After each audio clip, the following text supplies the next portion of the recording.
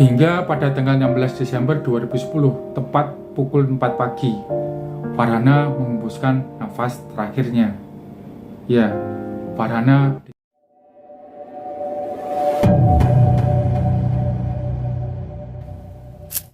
Hai semua, thank you udah klik video ini dan selamat datang di channel Om Botak. Oke guys, bertemu kembali dengan saya Om Botak. Jangan pada bosan ya. Saya ucapkan selamat Hari Raya Idul Fitri, minal aidin wal faizin, mohon maaf lahir dan batin. Kita mulai dari nol lagi ya. Mulai dari nol ya mas.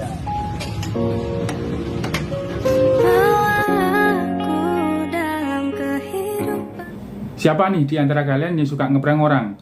Baik itu teman, saudara, atau orang lain, yang biasanya dilakukan untuk sekedar pemecah suasana atau sekedar lucu-lucuan saja. Nah, kalian harus nonton video ini agar nggak sembarangan ngeprank orang. Dan kali ini aku akan berbagi kisah pilu yang dialami oleh seorang siswi SMP yang mengalami trauma setelah diprank teman dan gurunya saat dia merayakan hari ulang tahunnya, dimana ternyata siswi ini menderita voodoo guys. Apa itu voodoo? Voodoo atau fear of disappointing others adalah rasa takut mengecewakan orang lain, di mana rasa takut ini bisa berdampak pada kesehatan mental seseorang dan bisa membuatnya menjadi stres. Kok bisa? Jadi polanya adalah si penderita voodoo ini akan stres karena dia tidak bisa bilang tidak atau orangnya sungkan untuk menolak.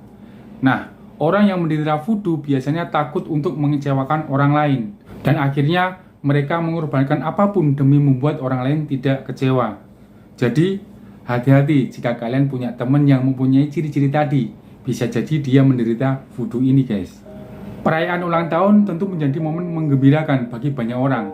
Tentu di saat kita ulang tahun, kita merasa senang saat orang-orang terdekat kita ingat dengan hari ulang tahun kita dan turut bergembira atas bertambahnya usia kita. Bahkan kita akan semakin senang apabila momen itu menjadi kenangan dengan diadakannya perayaan hari ulang tahun kita oleh orang-orang yang kita sayangi, terlebih dirayakan oleh teman-teman sekelas kita.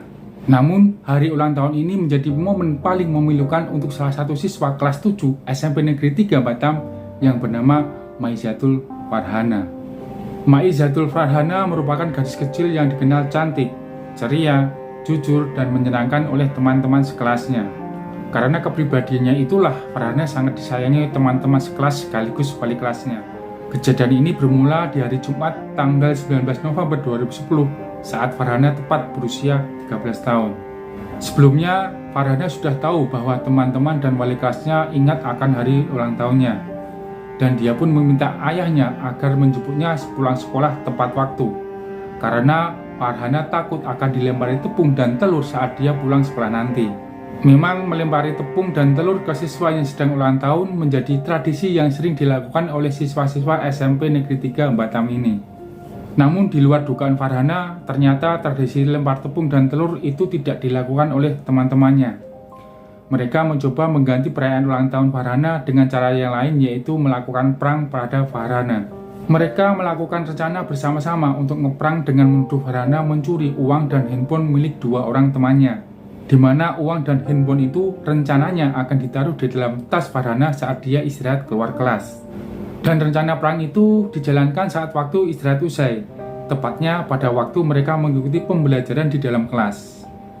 Dan ketika bel istirahat selesai, semua siswa masuk ke dalam kelas termasuk Farhana untuk melanjutkan kegiatan belajar. Nah, di saat kegiatan pelajaran berlangsung, salah satu teman Farhana berakting panik, seolah-olah dia kehilangan uang sejumlah 300.000 di dalam tasnya. Hal ini membuat suasana yang tadinya tenang menjadi gaduh. Mereka saling mencurigai satu sama yang lainnya kalau di kelas ternyata ada seorang pencuri. Nah, di saat yang bersamaan, teman Farhana yang satunya lagi berteriak dan berakting seolah-olah dia kehilangan handphonenya.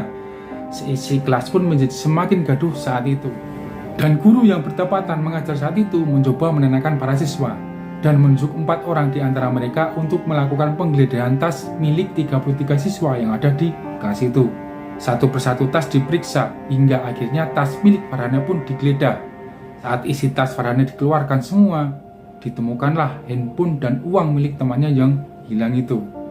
Spontan, pada saat itu teman-temannya pada heboh dan meneriaki Farhana dengan kata-kata maling dan pencuri.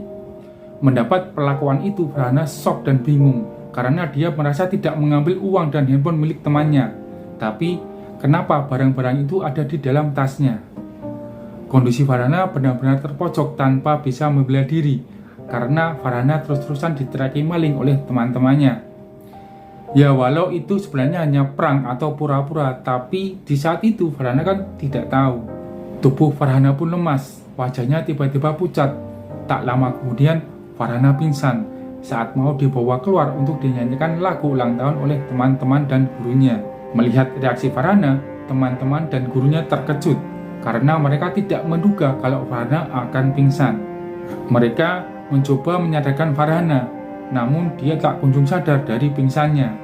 Hingga akhirnya guru Farhana menelpon ayahnya untuk datang ke sekolah untuk menjemput Farhana. Farhana akhirnya sadar saat ayahnya tiba di sekolah. Setelah kondisinya tenang, wali kelas Farhana menceritakan kejadian yang sebenarnya pada Farhana. Kalau kejadian yang dialami tadi di kelas hanyalah sandiwara atau prank. Gurunya mencoba menjelaskan ke Farhana bahwa dia bukan pencuri dan dia hanya dijahili oleh teman-temannya. Namun penjelasan dari wali kelasnya tadi tidak menyembuhkan luka hati Farhana usai dituduh maling oleh teman-temannya. Farhana mengalami trauma berat sejak kejadian itu. Dia mengalami depresi berat hingga mempengaruhi psikisnya. Sejak kejadian itu, Farhana jadi sulit fokus saat kembali belajar keesokan harinya di kelas. Dia jadi sering melamun dan menyendiri di kelas. Tatapan matanya kosong saat diajak berkomunikasi. Jadi kayak nggak ngeh kalau diajak ngobrol sama teman-temannya.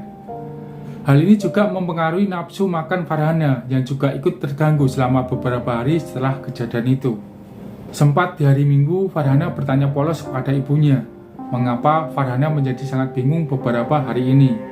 Ibunya pun juga bingung mau menjawab apa, karena ibunya juga tidak mengetahui pasti apa yang dirasakan Farhana.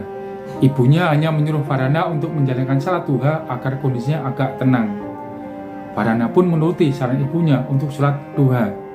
Namun di akhir salat duhanya, Farhana malah menangis meraung-raung kayak orang ketakutan. Farhana menjalani hari-hari berikutnya dengan rasa kecemasan dan kegelisahan. Farhana juga sering linglung dan menangis tiba-tiba. Melihat kondisi itu, ibu Farhana menjadi khawatir. Ibunya pun mengajak dia mengaji, berharap bisa menenangkan suasana hatinya. Namun, pada saat mengaji, Farhana tidak seperti biasanya, yang lancar saat dia melantunkan ayat-ayat Al-Quran. Farhana menjadi terbata-bata seperti anak yang baru belajar mengaji. Setiap malam, Farhana juga jadi sulit tidur. Entah apa yang dipikirannya, dia sendiri juga bingung. Nafsu makannya juga semakin buruk yang membuat kondisinya semakin memprihatinkan. Melihat kondisi Farhana seperti itu, orang tuanya khawatir dan membawa Farhana berobat ke rumah sakit Budi Kemuliaan di Batam. Farhana harus diopnam saat itu karena saat tiba di rumah sakit, dia dalam keadaan pingsan. Di hari kedua, saat Farhana dirawat di rumah sakit, dia sempat memanggil nama ayah dan ibunya. Namun, panggilan itu adalah kata-kata terakhir yang diucapkan oleh Farhana. Saat itu, Farhana sadar, namun dia enggan untuk diajak berbicara.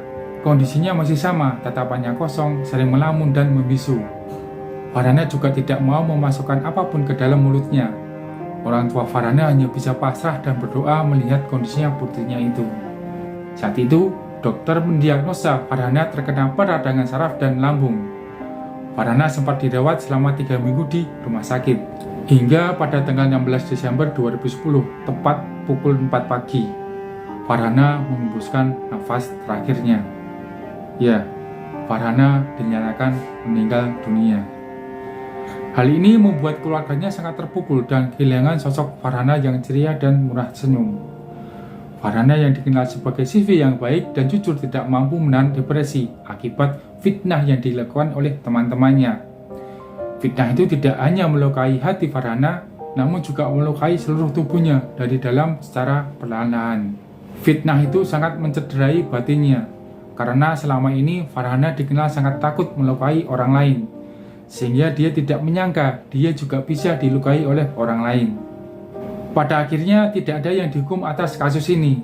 Tidak ada yang mau mengakui kesalahannya, termasuk wali kelas dan kepala sekolah Farhana, karena penyebab meninggalnya Farhana adalah kondisi medis.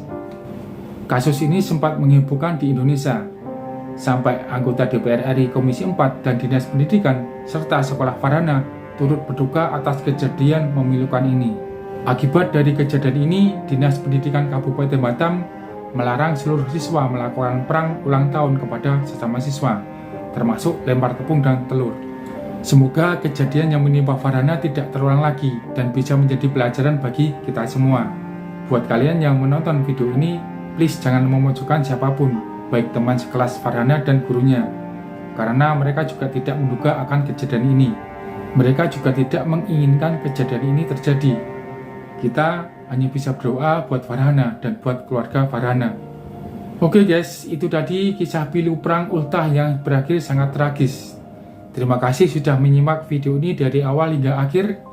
Silahkan like dan share ke teman-teman kalian. Dan sampai jumpa kembali di video yang lainnya. See you.